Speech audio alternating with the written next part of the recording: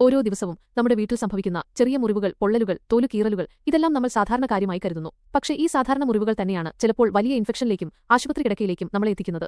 രാവിലെ പാചകം ചെയ്യുമ്പോൾ നൈഫിന്റെ അറ്റത്ത് വിരൽ മുറിഞ്ഞു. കുട്ടി പ്ലേഗ്രൗണ്ടിൽ വീണു മുട്ടിന് മുറിവേറ്റു. വൈകുന്നേരം വെള്ളം ചുട്ടുതിളപ്പിക്കുമ്പോൾ കയ്യിൽ പൊള്ളലേറ്റു. എല്ലാവരും ചെയ്യുന്നത് എന്താണ്? വെള്ളം കൊണ്ട് കഴുകി മഞ്ഞൾപ്പൊടി വെച്ചു. എന്നിട്ട് വിചാരിക്കും 2 ദിവസം കൊണ്ട് ശരിയാകും.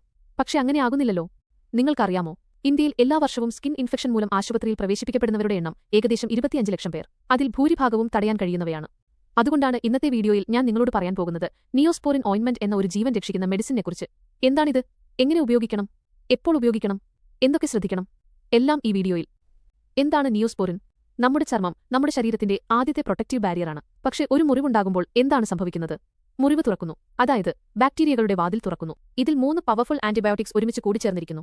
നിയോമൈസിൻ ഗ്രാം നെഗറ്റീവ് ബാക്ടീരിയകളെ കിൽ ചെയ്യുന്നു. Polymyxin B bacterial cell wall തകർക്കുന്നു. ബാറ്റിട്രാസിൻ ഗ്രാം പോസിറ്റീവ് ബാക്ടീരിയകളെ നശിപ്പിക്കുന്നു. 3 കൂടി ചേരുമ്പോൾ വൈഡ് സ്പെക്ട്രം ആന്റിബയോട്ടിക് പ്രൊട്ടക്ഷൻ ലഭിക്കുന്നു. മുറിവിൽ നിയോസ്പോറിൻ അപ്ലൈ ചെയ്യുമ്പോൾ ആദ്യം അതിന്റെ പെട്രോളിയം ജെല്ലി ബേസ് മുറിവിനെ മോയ്സ്ചർ സീൽ ചെയ്യുന്നു.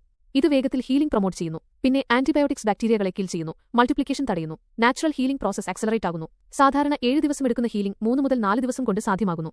എപ്പോൾ ഉപയോഗിക്കാം? ചെറിയ മുറിവുകൾക്ക്, knife cuts, paper cuts, shaving cuts, ഉരച്ചിലുകൾക്ക്, വീണുപോയാലുണ്ടാകുന്ന മുറിവുകൾ, സ്ക്രീപ്സ്, ചെറിയ പൊള്ളലുകൾക്ക്, ഫസ്റ്റ് ഡിഗ്രി ബേൺസ് മാത്രം, തോലുകീറലുകൾക്ക്, മുള്ളുകുത്തിയാൽ. ഇവിടെ വളരെ പ്രധാനമായ കാര്യം, ഇതൊന്നും ഉപയോഗിക്കരുത്.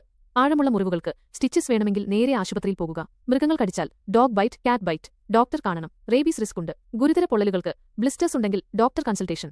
ഇൻഫെക്റ്റഡ് വൂൺസ് ആണെങ്കിൽ പസ്, സ്വെല്ലിംഗ്, റെഡ് സ്ട്രീക്സ്, ഫീവർ കണ്ടാൽ ഡോക്ടറിനെ കാണണം. എങ്ങനെ കറക്റ്റ്ലി ഉപയോഗിക്കണം? സ്റ്റെപ്പ് 1. കൈകൾ സോപ്പ് വാം വാട്ടർ കൊണ്ട് 20 സെക്കൻഡ്സ് വൃത്തിയാക്കുക. സ്റ്റെപ്പ് 2. ക്ലീൻ റണ്ണിംഗ് വാട്ടർ കൊണ്ട് മുറിവ് കഴുകുക. മൈൽഡ് സോപ്പ് ഉപയോഗിക്കാം. ഡേർട്ട്, ഡെബ്രീസ് എല്ലാം റിമൂവ് ചെയ്യുക. ജെന്റ്ലി പാറ്റ് ഡ്രൈ ചെയ്യുക. സ്റ്റെപ്പ് 3. ക്ലീൻ ഫിംഗേഴ്സ് അല്ലെങ്കിൽ കോട്ടൺ സ്വാബ് യൂസ് ചെയ്ത് തിൻ ലെയർ മാത്രം അപ്ലൈ ചെയ്യുക. ഒരു റൈസ് ഗ്രെയിൻ സൈസ് മതി. സ്റ്റെപ്പ് 4. സ്റ്റെറൈൽ ബാൻഡേജ് ഉപയോഗിക്കുക. മോയ്സ്ചർ സീൽ ചെയ്യുന്നു, ഡേർട്ടിൽ നിന്ന് പ്രൊട്ടക്ട് ചെയ്യുന്നു. സ്റ്റെപ്പ് 5. ദിവസം 1 മുതൽ 3 തവണ റിപ്പീറ്റ് ചെയ്യുക. 3 മുതൽ 4 ഡേയ്സിൽ ഇംപ്രൂവ്മെന്റ് കാണണം. സാധ്യമായ side effects. Common side effects: ചെറിയ redness, mild itching, slight burning sensation. ആദ്യം അപ്ലൈ ചെയ്യുമ്പോൾ ഇവ സാധാരണ കാര്യങ്ങളാണ്. പക്ഷേ ഈ സിംറ്റംസ് കണ്ടാൽ ഉടൻ നിർത്തുക. Severe rash, hives, swelling, especially face, lips, tongue, difficulty breathing, severe itching. ആദ്യമായി ഉപയോഗിക്കുന്നവർ പാച്ച് ടെസ്റ്റ് ചെയ്യുക. സ്മോൾ അമൗണ്ട് എൽബോന്റെ ഇന്നർ സൈഡിൽ അപ്ലൈ ചെയ്യുക. 24 അവേഴ്സ് വെയിറ്റ് ചെയ്യുക. റിയാക്ഷൻ ഇല്ലെങ്കിൽ സേഫ്.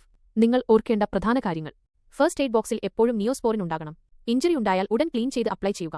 ദിവസം 1 മുതൽ 3 തവണ റീഅപ്ലൈ ചെയ്യുക. 7 ഡേയ്സിന് ശേഷവും ഹീലിംഗ് ഇല്ലെങ്കിൽ ഡോക്ടർ കാണുക. അലർജിക് റിയാക്ഷൻ ശ്രദ്ധിക്കുക. എക്സ്പയർഡ് പ്രോഡക്ട്സ് ഒരിക്കലും യൂസ് ചെയ്യരുത്.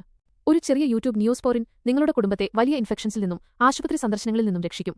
ഇന്ന് തന്നെ നിങ്ങളുടെ അടുത്തുള്ള ഫാർമസിയിൽ നിന്ന് ഒരു ട്യൂബ് വാങ്ങി ഫസ്റ്റ് എയ്ഡ് ബോക്സിൽ സൂക്ഷിക്കുക.